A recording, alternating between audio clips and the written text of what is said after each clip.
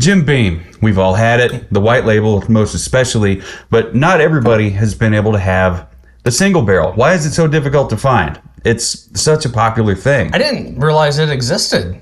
Right, and then one day we saw it at a gas station out in Blue Springs. At a gas station. Right.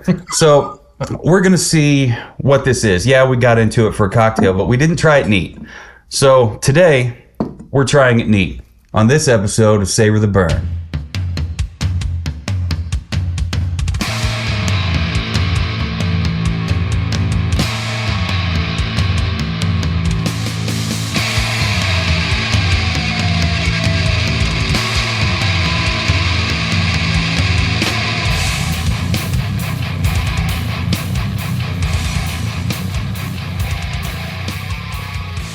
Welcome one and all to the Savor the Burn podcast. My name is Jonathan, and over here to your right is Mr. W2. How do you do? Doing good. How are you doing? I'm doing all right. It's starting to get hot in that warehouse. So I bet. Swamp ass by 7:30 a.m. is no fun. But today's a very special day for me because as everybody knows, I'm a big fan of Jim Beam, right? So Jim... So if Jim you get it. So if Jim Beam makes it, I like it. And today we're gonna find out what the experience is with a single barrel. Yeah. I mean, I'll have to deduct a point. Maybe I don't know if this is indicative of all single barrel bottles, but you can kind of see how the labels are peeling off. I noticed that on some of the corners. I don't know. Maybe that could have been my fault, leaving it in a hot car at some point. I don't know. So if you've had this before and the bottles are doing that on your the labels are doing that on your bottles, by all means leave us a comment, send us a message, let us know. So one thing I noticed, so this is the Jim Beam single barrel selected batch, yeah, right? So which I think is fitting. Yeah, but their batch size. Booker coined the phrase small batch. Okay, yeah. The term small batch did not exist until Booker And that's something you found on your trip there. Actually, your latest trip. The website, Booker's website talks about that. And so small batch is something that Booker's is known for. Mm-hmm. The little book is also would be considered small batch. You hear about small batch all the time. It's been a while since we did Michter's that we love. Michter's definitely small batch. We know for a fact from digging in and learning about them, they're a 20 barrel. Their small batch. And small batch doesn't have an exact number to it. Mm-hmm. Some distilleries call a small batch a little bit more than that, and some are a little less than that. This is the selected batch because it is not going to be a small batch. Mm-hmm. This is single barrel, so this is going to be from a single barrel. And we do have that barrel number written there on the label, which is cool. It is referred to as a selected batch because they do pick a select number of barrels to then single barrel bottle this up. Mm-hmm. So it is a blend. So they're not dumping it all into one vat and then blending it and then bottling it. They're bottling it one barrel at a time. Yeah. But it comes from a very select set of barrels. Mm-hmm. Yeah. So they blend it before they barrel it. No. Is that what you're saying? No. No? There's no blending. What I'm saying is they go through they typically walk through the rick houses and they're drilling their little hole to get a quick little sample to see how it's doing, if it's time or not. As they're doing that, this particular program, they're actually going, yep, let's set that one aside for our single barrel versus letting the others become part of one of their other batches. Okay. So this is not blended. It's not put into a vat and batched up with a bunch of barrels. This is one single barrel. Well, it makes me wonder then just how many of these a year do they release? That I do not know. I do not have any of that information. I did pull some really kind of cool information in Jim Beam in general because I figured, you know what? We like Jim Beam. Mm-hmm. Let's learn a little bit about Jim Beam as we kind of go through this. Yeah, before we do that, Don't forget to hit subscribe on wherever it is that you're listening to the podcast or watching the podcast. Hit that bell. Yeah, if it's here on YouTube, definitely hit subscribe and click the bell notification so you can stay up to date on all episodes coming out. Send us emails at info@savortheburn.com, w2@savortheburn.com, jonathan@savortheburn.com. So, and follow us on all our socials, Facebook, Twitter, X, whatever, Instagram, TikTok. All the things. All the things. Anyway, back to it. What'd you find out? Well, so a few weeks ago when we were getting into Mictors, we learned that according to their website... Mictors is going to be the new term that gets the... I mean... I'd be okay with that because the more I learn about Mictors, the more I just fall in love with that company. Yeah, and their website claims that they are America's oldest distillery, which we're like, come on. Yeah. Really? There's a lot of distilleries and all that. Because of that, I've been actually trying to pay attention to dates as I've run across dates and researching information or not. And so far, everything that I have found has been just slightly newer than Michter's established date, including Jim Beam. Somebody had to be the first. Jim Beam is not as old as Michter's. So anyway, in 1740, the Boehm family, Boehm family, came to the 13 colonies, determined to live the colonial dream. 48 years later, they moved where Kentucky is now and changed their name to Beam, B-E-A-M. Okay. For those paying attention. Hot summers, mild winters, and a nearby limestone spring made their new home ideal for, you guessed it, growing corn. They're not quite there yet. Yep. Patience. By the late 1700s, German, Scottish, and Irish settlers were making rye whiskey in western Pennsylvania. We learned about that. That's still pretty cool. I love that rye was invented in Pennsylvania. With government incentives to move west and grow corn, many moved to the Kentucky regions. Among them was Jacob Beam, who used his father's whiskey recipe to distill corn into a new, sweeter kind of whiskey. And just like that, our bourbon was born. Perhaps the best decision Jacob Beam ever made was to sell his bourbon. His first barrel of Old Jake Beam Sour Mash was sold in 1795 and quickly became a local favorite. No small feat, considering that by the early 1800s, Kentucky was home to about 2,000 distilleries. Wow. I wonder, of those original 2,000 distilleries, how many of those are still around? I think the answer is not very many. Not very many. Only a fraction of those. So this particular, as we talked about, the Jim Beam single barrel, is a no-age statement. It does come in at 108 proof. And I made myself a little note here to contrast that to the white label, which is only 80 proof. So we're talking 28 proof higher. But then that white label's filtered. It is. It's cut, for mass batched. distribution, major batch. Yep. Like that's your oxygen. Yeah. I mean, if you're Jim Beam, that white label's your oxygen. Like that goes worldwide first, foremost, no matter what. You pour and I'll keep going. Yeah. Uniquely perfect every single time. Listen to this pop. It's a plastic cap.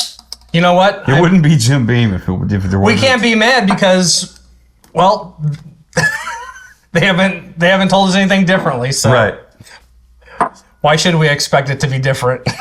Every bottle of Jim Beam single barrel is unique and perfect in its own way, both in the distinct flavor and personality of the liquid itself and the wisdom of our master distiller printed on the back. It is an extraordinary bourbon experience that's different each time you break open a new seal. It smells good from here. I mean, it smells... Actually, dude, it smells like Beam to me. It does smell like Beam. Yeah. And I still... So... And for no age statement, that's a great color. And for all the people in the comments on the whiskey socials on the whiskey groups. You know, I don't know how many times I've heard people say that Jim Beam is all peanuts. Like it's like that's its main palate taste or whatever. Well, I mean, it is on the notes. It can be on the notes. So. I don't care. I've never tasted peanuts on the palate with this stuff, and I love peanut butter.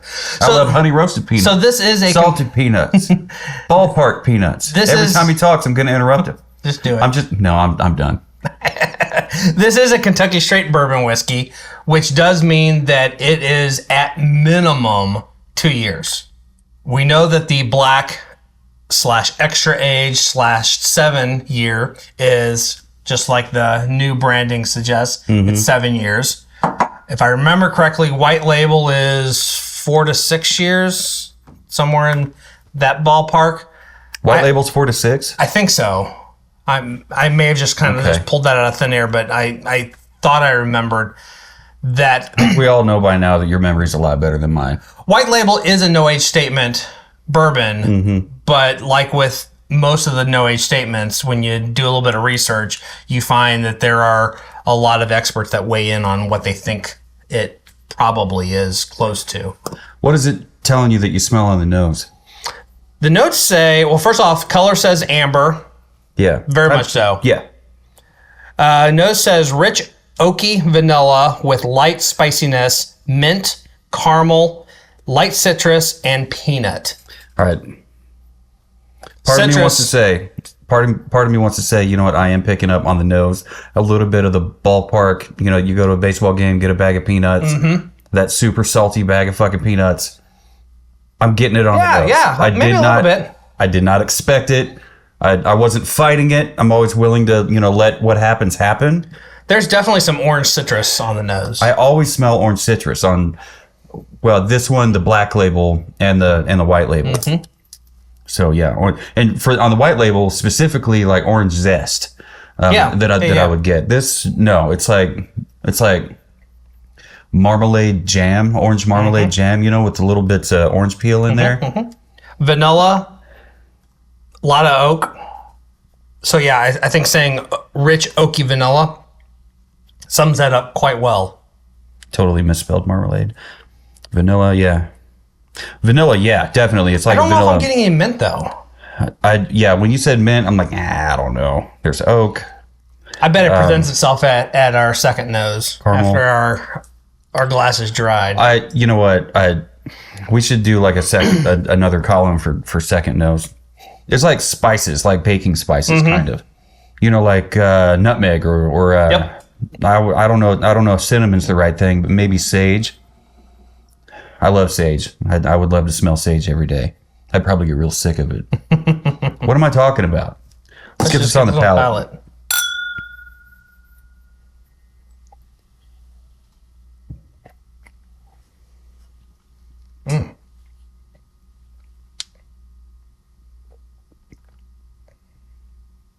More of that orange marmalade right up front for me. Maybe a sugary marshmallow with the vanilla and the caramel went straight sugar. Yep.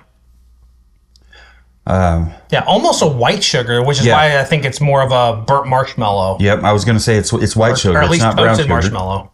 Because I would agree with toast. It'd be like white sugar, like toasted white sugar, if that's a thing. But yeah, marshmallow. Cinnamon. All right, so that baking spice came in for you. Yep. That one specifically. I mean, I've always been a fan of Jim Beam, so I'm a fangirl, a fanboy on this shit. So I might have to do a side by side compare it to the black label. Yeah. This one here, I think, is maybe twice as good as black label. Because to me, the black label is like at least 3 times better than white label. Because, it just is. And this is probably double that, I think. Into existence, we kill a lot of black label. It's like 20, 21 bucks. I mean, yeah, you can pay 23 if you have to, but it's usually right around 21, 22 bucks. But anyway, we're talking about this one here. Orange marmalade, sugar, white sugar, some kind of toasted marshmallows. Oh, you said cinnamon. Yep. And oak's all over the palate, if you did not get that. Yeah, like a sweet oak.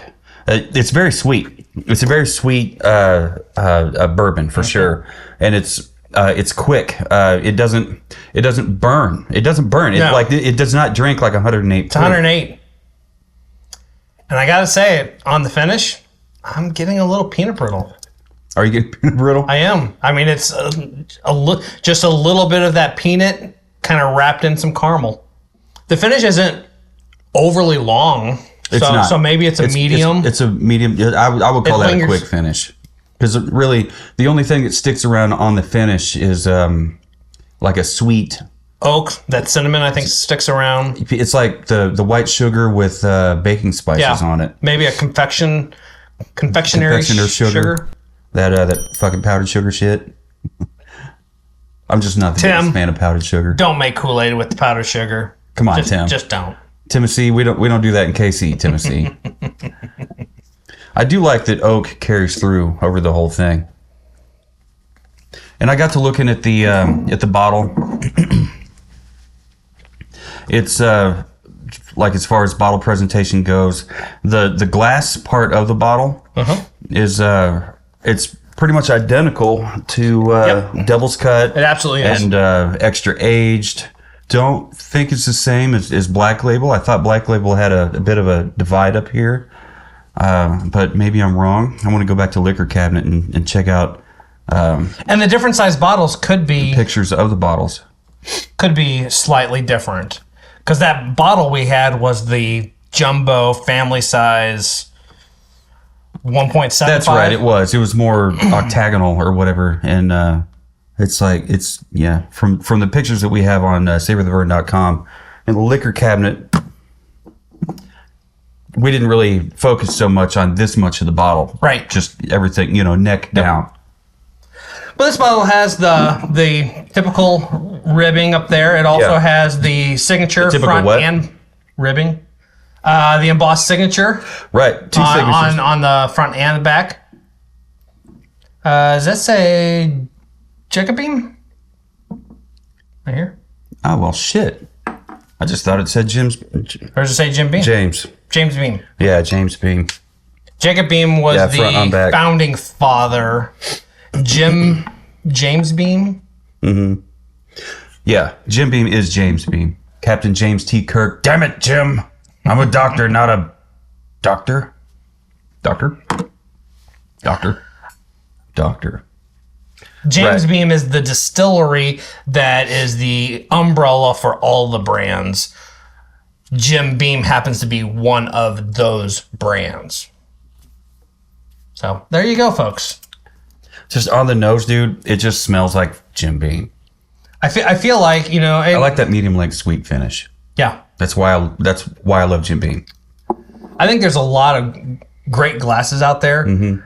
The Glencairn glass just really, I feel like, gives you a very well-rounded, true representation of what it is the spirit has to offer. And it's not just that they set the bar on glass design. They set it so damn high. Others can try to emulate it, with their own innovations. I mean, those other glasses that we tried out, they were fine. They had a great nose. They drank fine, but they did not. They didn't have that. I mean, that just sings. It rings like a bell. It sings. What are we going to do? Have like one of those little hotel like ding, ding, ding, ding bells, whenever somebody says Jim Beam in a future episode. All right. So real quick, this is a good time as any.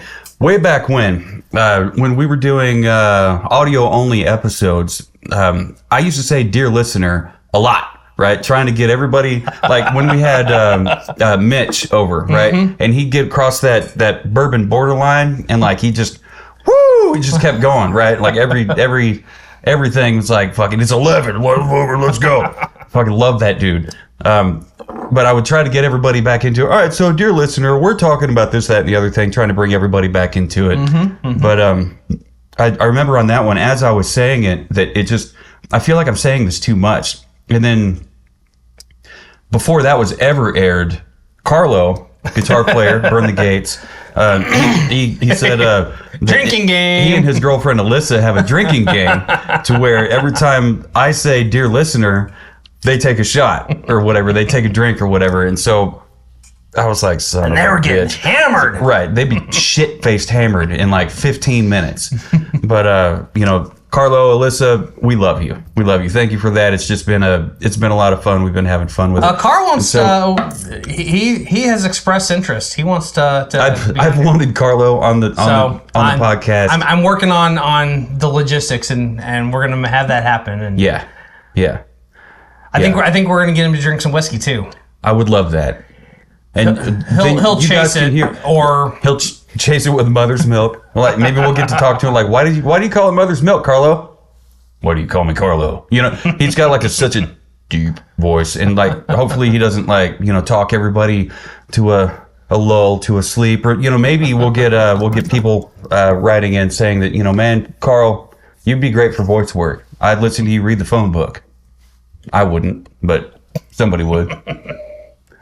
Don't get mad, Alyssa. He's all yours. He's your problem, not ours. You got your empty glass? I do. I haven't finished mine yet. It shocks me almost. It actually does wow me that it's 108 proof and it drinks so smooth. That's a great 108, which like we discovered with the July 4th cocktail that we did. It works in the cocktail. It's great. The Fred Nose whiskey sour. That was a great whiskey sour. It was. There was nothing extra with it. It was super simple ingredients. Yep. Simple cocktail, lemon juice, simple syrup, bourbon, and an egg white. Yeah. And it was fantastic. And if you didn't use the single barrel, which 108 proof, I mean maybe it would have been better with a lower proof for all you normies out there that are just trying to get stutter words, trying to say too many words in too short of a time. For all the people that are trying to get into bourbon and whiskey and are somewhat intimidated, they'll put it in a cocktail and see how they feel about it. Well, I mean, you'd have to have several different bottles to choose from with the same cocktail ingredients, and then you will notice a difference between 108 and like what is this 90? Maybe, yeah. Yeah, 90 proof and the 80 proof white label. White label 80 proof. And it's probably 90 proof on the double oaked. Yep. But I would probably go for the 90 proof black label, just because I think 90 to 100 is perfect for cocktails. There's a little mint on there. Is there mint on the second nose? Totally is. Yep. All right. Cereal grains. Maybe the sweetness once again I think kind of gave way to a little bit more of a honey, like a really. It was straight white sugar, clover honey, white sugar, toasted white sugar, toasted marshmallow. Yeah, it's more honey now. Wow, it is. Yeah, it's good stuff. What'd you give it on the nose? It's like honey and fucking creek water. On the nose, I gave it a 4 because part of that was a wow, because I don't think I had ever smelled orange marmalade on it. I had always smelled some kind of mystery orange until Black Label came along, and it was orange citrus peel, and then citrus peel, the zest, orange zest, and orange zest is what I always liked about the white label. So this one here really adds a depth to that, and it puts it on the nose, which is a very pleasant surprise for me. And we found other things on the nose: orange marmalade, vanilla, oak, caramel. Yep. And it didn't bite me when I tried to smell it. You ever try to smell something and you get bit? Woo! Just like that. Just like that. It's no bueno, bro. It's like when you're pulling that one nose hair that you got to just... that unruly nose hair. Thank you, God, for giving us the unruly nose hair, so we really know what pain is. How about you? What'd you give it on the 4? Don't be mad at me, but I gave on it... the nose. What'd you say? What'd you give it on the 4? Stupid whiskey. I gave it a 3 3/4. 3 3/4? Okay. All right. Not too far behind you. So we're bringing it back to the beginning, where I'm always Mr. fucking happy-go-lucky, high score giver. And you're like, no, we're going to bring this down to reality, sir. We've had some mighty fine bourbons lately, and so I'm trying to be very and I'm not comparing, and I'm trying not to let that influence me, but I'm rebalancing myself out. There's also something about 3 3/4 is a great score. Yeah, especially on the nose. Yeah. There's something about unfiltered bourbons that we've been getting into. They have that. There's a little something in there. A little something extra. A little something extra, and that was part of the reason why I went to 4.5 on the palate. Wow. The orange marmalade carried through. The sugar, the white sugar we tasted. You tasted some toasted marshmallow, not burnt marshmallow, not plain white soft marshmallow. I was picking up on some baking spices. You said cinnamon. I thought maybe nutmeg or something else. And the oak sweetness is there, and it's hey, how you doing? It's like Kentucky Hug, but sweet tea, sweet. You know, Sweet like pie. it's as far as demeanor goes, not actual taste. So that also gave me a bit of a wow. And there's something going on, like I said, with the unfiltered bourbons. This one here has it. We had it with the smoke wagon. We had it with that iron smoke casket strength. You killed that bottle recently. I did. I recently bottle killed it. And you know what? By the time I finally got to the end of it, it started having like a bit of a bitter, kind of astringent taste to it. It's like I held on to this bottle too long, but I opened it too many times. It's just I wanted to make it last is the problem because it was so damn good. Right? Whatever. It sucks. It sucks that it's gone, but it's a good thing that not only do they have the bottle for sale, but they've got like this whole kit where you get like a bandana, that you probably hang up here in Savor the Burn Studios, and it comes with some other stuff, and it's like $100 for this little, swag kit with a bottle. I'm for it. What did you give it on the palate? I didn't quite meet you at 4.5, but I did come up some to a even 4. Even 4? I thought maybe I could have dropped that down to 4.25. It had that wow for me. And we've been wowed so fucking hard lately. Oh my God, some of these have been like, oh my God, wow. I mean, we found our first 10. We found our first 10. Unanimous 10. Yeah. I was like, this is amazing. Like I thought, maybe, W2 doesn't get that excited over bourbon. Like he gets excited over bourbon, more so than the average dude or dudette, whatever. Usually male, female, object. It's a dude to me. Like I don't always think it's an androgynous term, right? So don't fucking come at me. But if you want to, Jonathan at savortheburn.com, send me an email. It was that Michter's 10-year bourbon that you had said like a year ago that I think I found a 10. And like had you seen the bottle at that point? Oh, I mean, or was it only taste? You said it was a butterscotch explosion. Yeah, it was that was a quarter ounce. That was a quarter ounce taste. That's plenty enough to really piss you off. And then it was, and then you can't find it. And then you fast forward a year, and I go back there. We have the whole experience. We get to spend time up in their reservation only bar. And again, this episode's about Jim Beam. I know. And here we are. Single barrel, not Michter's. It's just Michter's. Guys, look into them. Check them out. Check out their stuff. Yeah. I can almost guarantee that you're going to like it. Ooh, that's like horchata. Oh, it is. It totally is. Yeah? Yeah. The cinnamon actually jumps out. Cinnamon, rice milk, or whatever that is. Yep. Cinnamon with a little bit of a cream. Dude. Yeah. It's like dating a Latina. You get all the good stuff. Anyway. Finish. Yeah. What did you give it on the finish? I gave it a 3 3/4. That's fair. It's a medium finish. It does not linger. It's not extra long. It tapers out, not immediately, but yeah. For me, when it comes to it's a solid finish. I mean, now that I'm really thinking about it, for me, the finish is kind of divided into two separate parts. There's first finish and second finish. Second finish is where we are now. It's been so long since we've had it, but we can still kind of taste it on the palate. Right. It's like there's sweetness, there's oak, and there's just a little something there, like maybe that citrus zest that's just like pulled way back. It's like it's like a whisper of it or whatever. So that's one thing that I've always loved about what Jim Beam has to offer. And so that's why I gave it a high score, 4.5.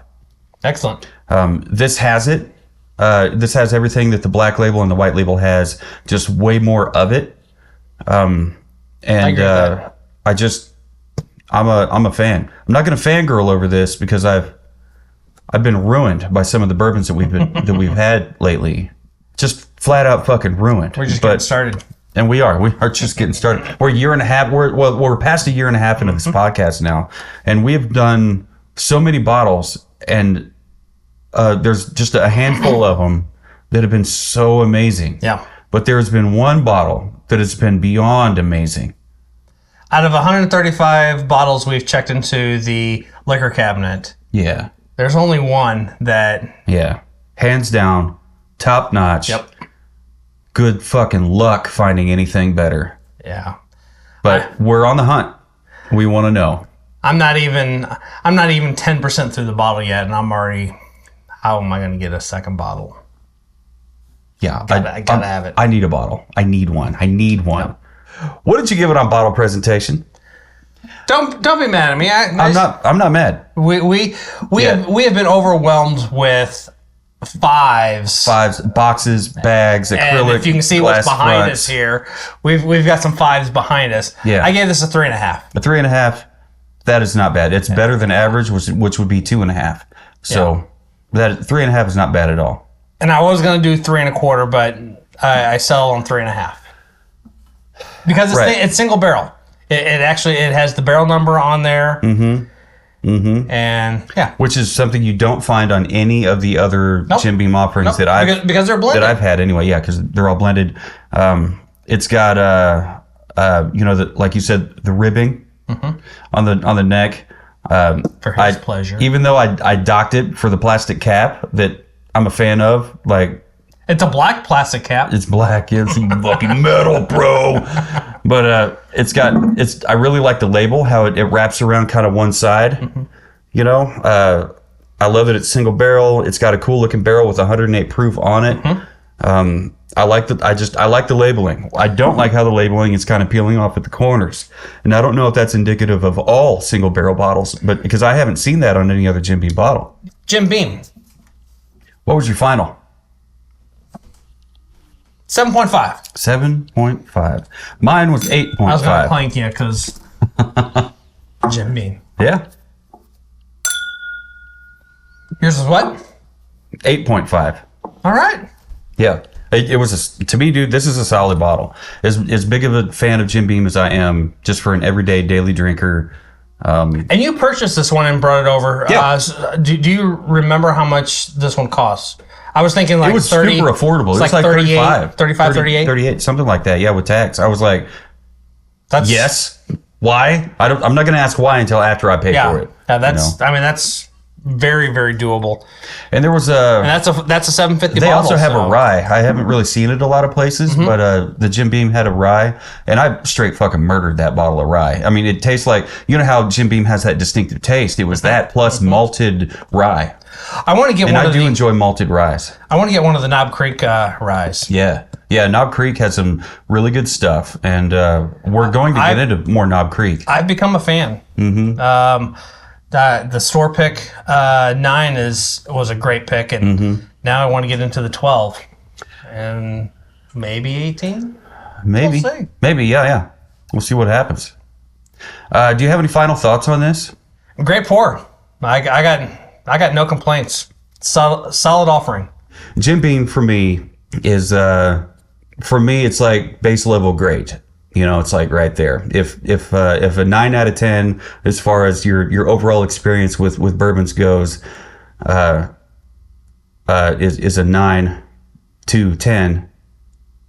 That top point from 9 to 10. That's where Jim Beam is, and for me in my house, because I'm the only one in my house that drinks bourbon since my son moved out. Yeah, we've been in 4 bottles of Booker's. Got a couple more to go. We've been through 1 bottle of Baker 7, which was 8 years, 6 months. 8 years, 6 months, and I've heard that 7 years. It's at least 7 years, but I've heard that 7 year mark is just really not that good. So keep that in mind when you're looking for Baker 7. I totally should have grabbed it. Go north of 7 year. Totally should have grabbed it, but honestly, my arms were full leaving the distillery. Jim Beam. It's fucking nuts, dude. Because like when we started this thing, you were like, Jim Beam, really? What is wrong with you? Dude, I saw Cretin. Fucking Napoleon turn, whatever. Like, I saw a 9-year Baker. A 9-year Baker. Right there. Yeah, I saw some 7s. I saw 8, 8.5, and I saw a 9. That's just it, man. You don't know what you don't know until you know just a little bit more. And so when we were introduced to Baker 7, we thought, well, this is cool. I mean, the age statement, the base level age statement, we noticed it says right there on the label. minimum 7. Minimum 7. Yeah. Even Mike at the Snub, like who we definitely trust for bourbon knowledge and entertainment, if you will, but he thought it was a 7-year. He's like, oh, it's 7. Yep. I'm like, what's the age statement on that Baker 7 up there? 7-year. They're all 7-year. I'm like, Nope, I'm like, we know 7. Something you don't, Mr. Sir. But it was a good time. So yeah, we consider this to be a great pour, a solid offering, and it's good in a cocktail and great neat. We had a good time with it. Fucking horchata is so weird. Horchata is fucking delicious. I'm not going to run out and buy the t-shirt. I'm not going to drink it every damn day, but I will not turn it down for any reason ever. So I think this episode has gone on long enough. What do you guys think? They agree. They did. No matter who you are, what you're drinking, who you're drinking it with, never forget. Keep on burning.